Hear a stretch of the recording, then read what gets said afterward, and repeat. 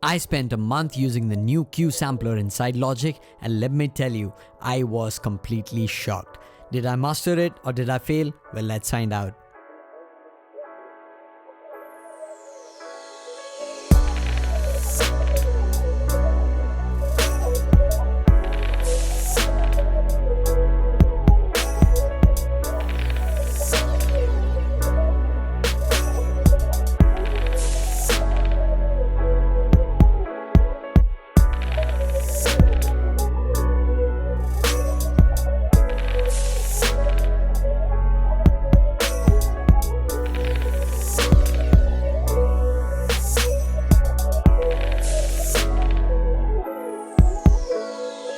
After almost a year of the new 10.5 Logic update and reading various articles, watching endless hours of YouTube videos, weird artifacts, bugs, glitches, issues, I finally mustered up the courage to upgrade my Logic from 10.4.8 on my 2012 MacBook Pro and cross my fingers hoping it won't crash.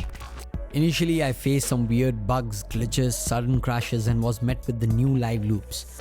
I was happy and worried at the same time, but I spent some time learning the new interface and the layout of Logic and found it pretty interesting and relieved, to be honest. Having the pattern and live loops was a breath of fresh air. And then I was introduced with the new sampler, the new and improved EXS24. But that's not what interesting. Peeking out in the list was something called as Quick Sampler or Q Sampler. The design is hip, easier to navigate and control the parameters, optimized for sound shaping controls, features like filters, modulation section, LFO, mapping editor, automatic loop finding, slicing, splitting them into zones, and not to forget, the sample recorder. So here are 5 things that I absolutely love about the Q sampler. Alright, so the first thing that I absolutely love about the Q sampler is that you can easily drag and drop the samples onto it, but we have 2 more options to select from. So let's just first go into the Apple loop, select one of the samples. Yeah, that's fine. So if we select this and drag and drop on Q sampler, you have 2 options. Either you can import it as original sample, so that means all of the tuning, the loudness and the looping and the length of the sample remains as is, or you can import it as optimized, which means that it would optimize based on your project settings. So it would optimize and give it more grit, it would have more loop points, it would also analyze the entire sample and crop the silence. So this makes it very easy to just drag and drop one sample and be on your way and just play the sample and tweak the parameters around it. Alright, moving on. The next thing is that you can load in a sample, chop it up a bit, make loops and then tweak it accordingly, and you can create an amazing soundscape that absolutely does not relate to the original sample. So let me show you what I mean by that. I have this piano sample.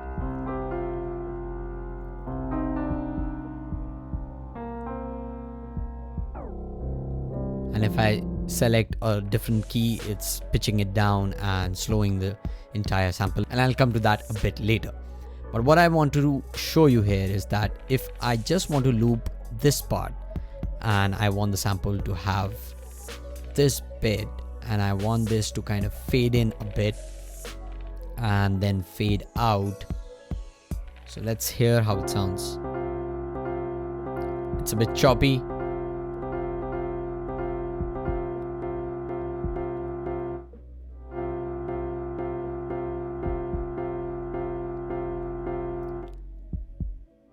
So we can work with this. So what I want to do next is that I want to activate a filter.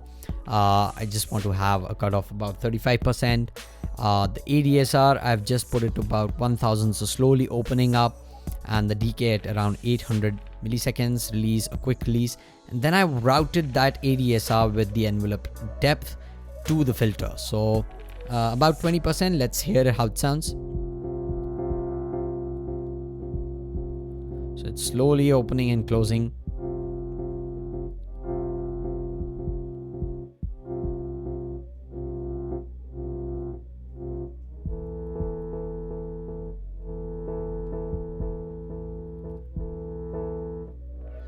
So the way I did the looping was from selecting either forward or reverse. So right now it's sounding a bit choppy. Let's try reverse. Much better. and I don't want the loop to start from here.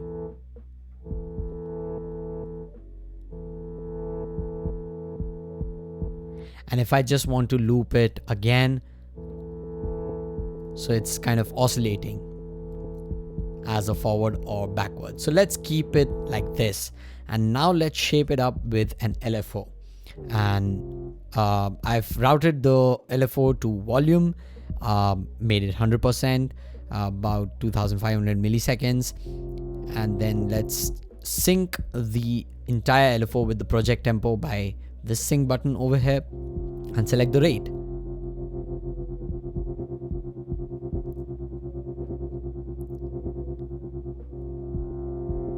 So the fade in is about 1200. Let's keep it like that. And we have some kind of sound that we can work with. And there you have it.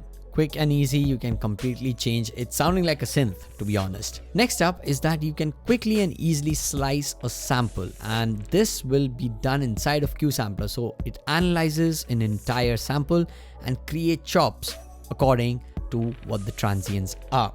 So right now I have an acoustic sample and it sounds like this.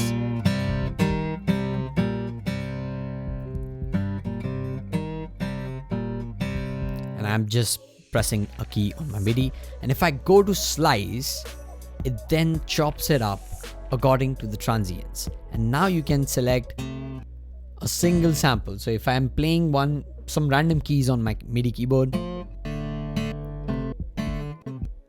and I can just groove with it.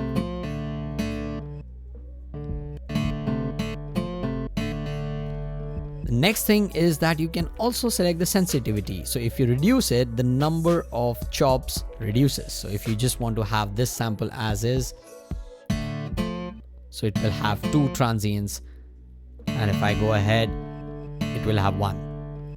So you can then definitely have the sensitivity up to 100%, so it chops it up exactly to the transients. And sometimes you might have to just tweak a bit, so that's also pretty handy that you can have that capability of tweaking and setting up the transients according to what you want. So if the entire sample is not in sync with the tempo originally, there might be some times when the slice are not to the grid, so you can definitely put it up as close as you want it to be. Another great thing is that if you want this sample as a MIDI file, you just need to hover your mouse on the bottom portion of the sample, and there would be an arrow with sort of like a curved arrow.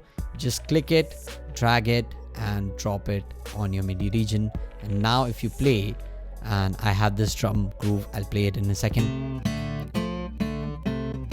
So all of the transients or all of the slices are now mapped as piano roll. So you can just switch it up and you can just change whatever you want to.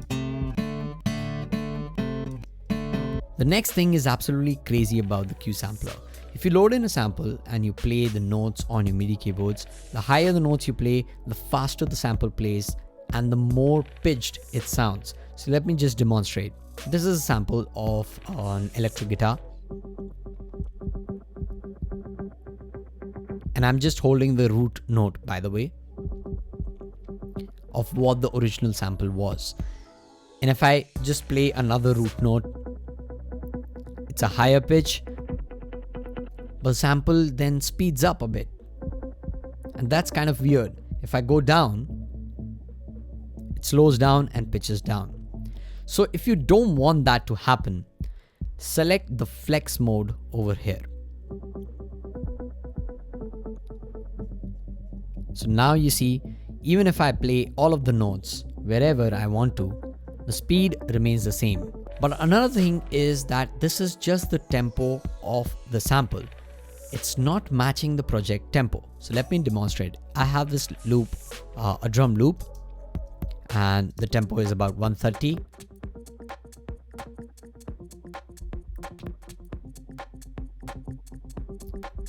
It's still not quite on tempo. So what you can do is you can just select follow tempo, and now it would follow the entire project tempo.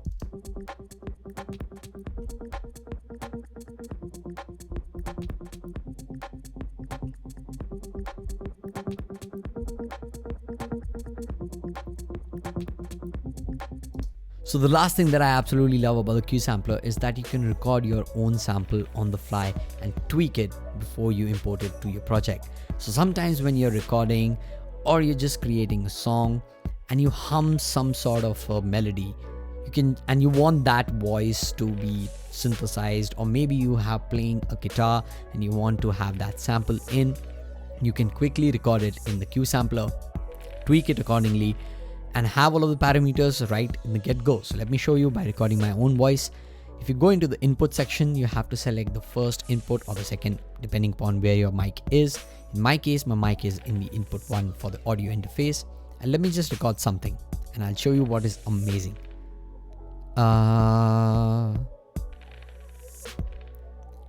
Did you see that it also analyzes the note that I sang in? So the root key is A now. So if I press A on my MIDI keyboard, you would hear the song. Let me just reduce the volume a bit. And if I go to C, it pitches down. And now what I can do is you can just sample something. Let's do a filter and some modulation.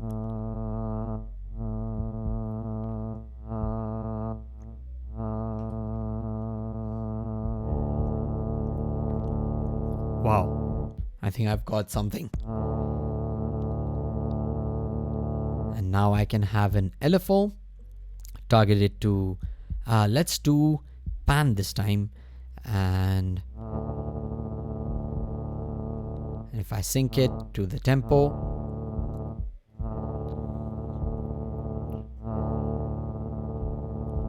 and if I play it along with the beat group,